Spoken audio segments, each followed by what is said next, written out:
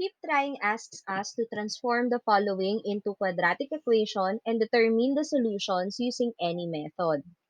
Earlier in class, we have summarized the steps in doing this as follows. Una, you have to expand the original equation. Pangalawa, simplify into a quadratic equation. Pangatlo, solve the resulting QE or quadratic equation. At pang-apat, you have to check for extraneous roots. Sa techniques in expanding, we have seen the following. Una, distributive property. Pangalawa, using the FOIL method or other special products. Pangatlo, using or multiplying by the LCM para sa rational algebraic equations. Let us try number 1. Here we have x times x minus 3 equals 18.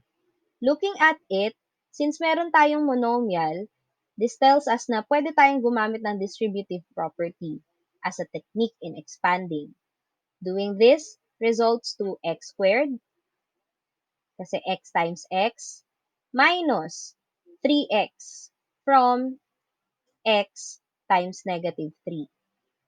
Copy the remaining part of the equation. Second step is to simplify into a quadratic equation. Hindi pa siya naka-standard form, and we can do that by transposing 18 to the left side. This gives us x squared minus 3x minus 18 equals 0. Now that we have the standard form of the equation, we can solve the quadratic equation. There are 4 different methods of solving quadratic equations that we have learned. Sa apat na ito, ang fit for this is to use factoring. Note that we have negative 18 as the third term. We need to find the roots by getting the factors of negative 18 na mag-a-add up to negative 3. What are the factors of negative 18?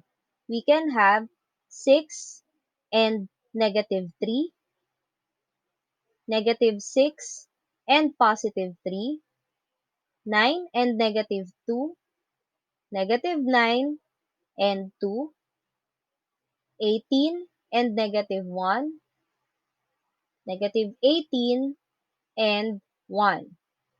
Pag inad natin yung 6 at negative 3, the result is equal to positive 3. That gives us positive 3x sa middle term. But we don't need positive 3x. Ang second option natin is negative 6 plus 3. This gives us negative 3, giving us a middle term of negative 3x. So, ito na ang hinahanap natin. Ibig sabihin, the factors of this are x minus 6 and x plus 3. Let me erase this part first.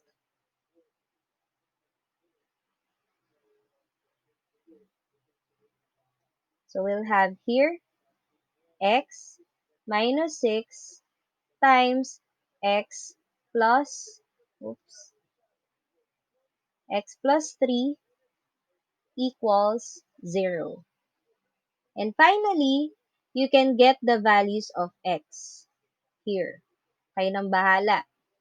Paano nga ba natin makakuha yung specific values of x?